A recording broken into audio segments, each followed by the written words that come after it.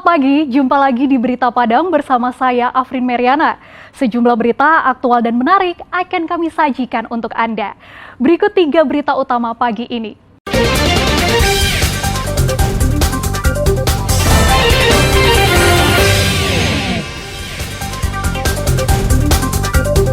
Satu tahun sudah berlalu, namun ratusan pelajar SDN 26 Talamau masih belajar di ruang kelas darurat. Hilang selama 3 hari, Mandra, remaja yang hilang di hutan saat mencari burung, ditemukan selamat. SSJ Padang raih 2 kategori dalam ajang SSJ Award 2023.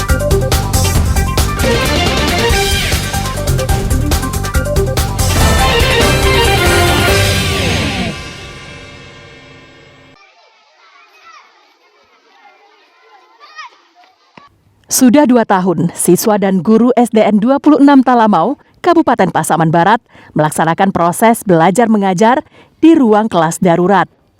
Dinding ruang kelas darurat banyak yang pecah dan berlubang. Ruang kelas terbuat dari triplex dan kayu di atas lahan tanah. Sebelumnya, sekolah ini rusak akibat gempa 25 Februari 2022 lalu. Namun hingga kini tak kunjung diperbaiki oleh pemerintah daerah dengan alasan ketiadaan dana. Sehingga siswa dan guru melakukan PBM di sekolah darurat. Keterbatasan fasilitas tersebut tidak menutup semangat murid-murid belajar dan guru-guru memberikan pelajaran.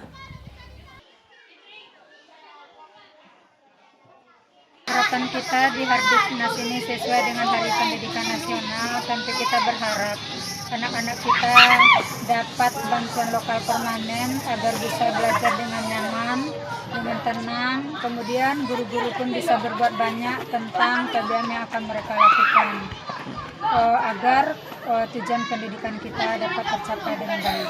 Saat ini fasilitas kita kalau siswa masih belajar di lokal-lokal darurat. Ia berharap di Hari Pendidikan Nasional ini, pemerintah menganggarkan dana untuk membangun sekolah baru agar layak dipakai belajar oleh murid-murid SD Negeri 26 Talamau. Safatul Ulum melaporkan dari Pasaman Barat.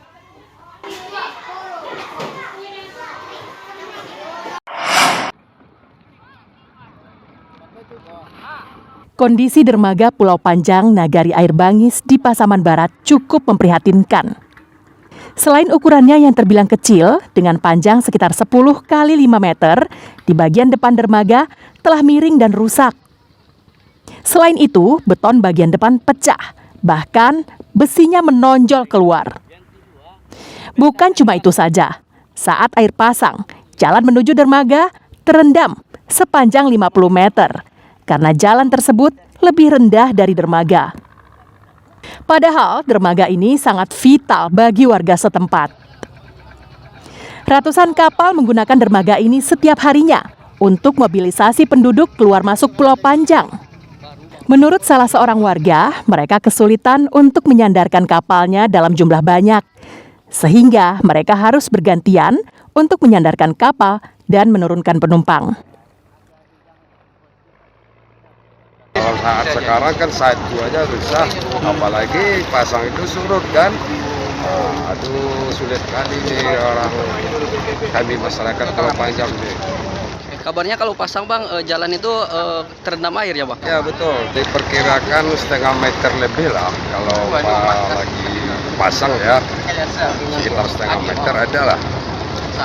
Selama ini kami dari pemerintah negara tidak bisa menganggarkan pembangunan karena tidak ada dananya untuk pembangunan fisik untuk ini tidak bisa. Ini harus melalui dana kabupaten, provinsi atau pusat. Karena itu kami meminta kepada atas nama pemerintah masyarakat Nagari Air Bangis khususnya Pulau Panjang, meminta kepada pemerintah kabupaten, provinsi dan pusat untuk memperhatikan Pulau Panjang ini agar dermaga Pulau Panjang ini segera direhab atau diperbaiki. Transportasi laut menjadi andalan bagi masyarakat Pulau Panjang. Sebab mereka tinggal di sebuah pulau di Nagari Air Bangis, sehingga dermaga yang besar dan rancak sangat mereka butuhkan. Safatul Ulum melaporkan dari Pasaman Barat.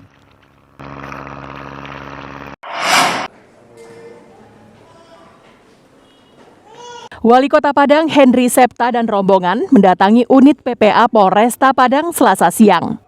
Kedatangan orang nomor 1 di Kota Padang ini bertujuan untuk menemui secara langsung ibu dan kedua anaknya pasca video pengancaman kedua anak tersebut oleh ibunya menyebar di media sosial. Dalam kunjungannya, Henry Septa memberikan pengarahan kepada Suci, ibu muda yang mengancam anaknya agar tidak mengulangi kembali perbuatan tersebut. Bahkan Henry Septa juga memberikan bantuan beasiswa, biaya pendidikan dari Basnas Kota Padang untuk kedua anaknya. Kebetulan pada saat itu polisi tengah memintai keterangan Suci dan mantan suaminya Irfan. Setelah diberikan arahan, Suci dan Irfan berjanji akan kembali rujuk demi anak-anak mereka. Baik Suci sama Irfan ini dia kan pisah. Ya maksudnya sempat pisah berapa lama. Dan dari Irfannya bilang dia sudah mentalak istrinya.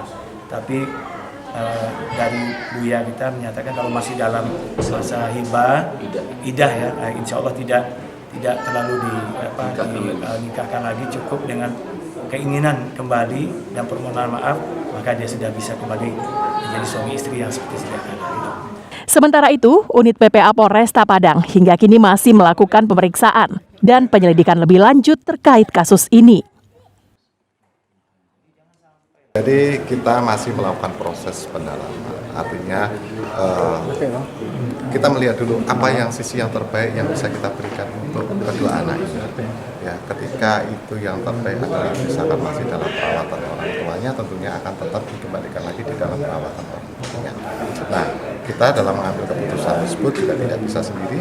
Kita bekerja sama dengan dinas-dinas terkait, dinas sosial maupun dinas yang berkompeten terkait dengan masalah perlindungan anak.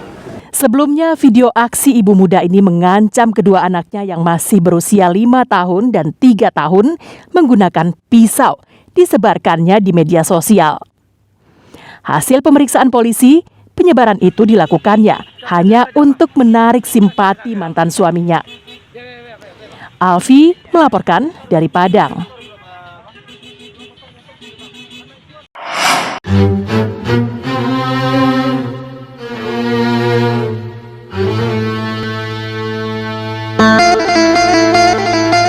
Seperti inilah bentuk masjid yang bernama Masjid Muhammad yang terletak di Nagari Sungai Duo, Kecamatan Sitiung, Darmasraya. Keunikan masjid ini karena bentuknya menyerupai Ka'bah di Mekah, Arab Saudi. Bangunan masjid berbentuk Ka'bah berdiri dengan luas 15 meter x 15 meter dengan tinggi lebih kurang 9 meter.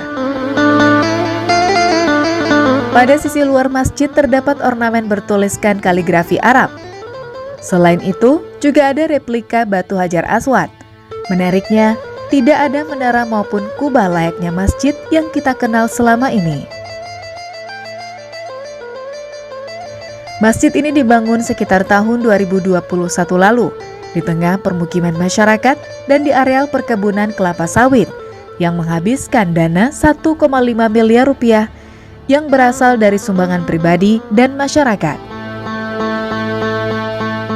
Untuk Masjid Ka'bah atau Masjid Muhammad ini itu dibangun sejak tahun 2021. Dan kita di sini sebagai pengurus terus memberikan inovasi-inovasi untuk masyarakat. Masjid ini sudah rampung dibangun dan sudah dipakai pada Ramadan lalu. Masjid Muhammad yang berbentuk Ka'bah ini menjadi kebanggaan warga sekitar. Saya memang kagum melihat Masjid Ka'bah ini yang ada di Darmasraya. Saya sebagai warga, saya sangat mendukung keberadaan dia. Jemaah yang beribadah di Masjid Muhammad ini tidak saja berasal dari Kecamatan Sitiung, namun juga dari kecamatan lain, karena penasaran dengan bentuk masjid tersebut. Di samping rumah ibadah juga bentuknya unik dan sudah banyak dikunjungi oleh masyarakat karena melihat keunikannya itu. Jadi kami sebagai Ketua MUI pertama sekali berterima kasih, dan yang kedua kami sangat bangga sekali. Keunikan Masjid Muhammad yang berbentuk Ka'bah ini juga menarik perhatian pemerintah kabupaten yang akan menjadikannya sebagai objek wisata religi di Dharmasraya. Eko Pangestu melaporkan dari Dharmasraya.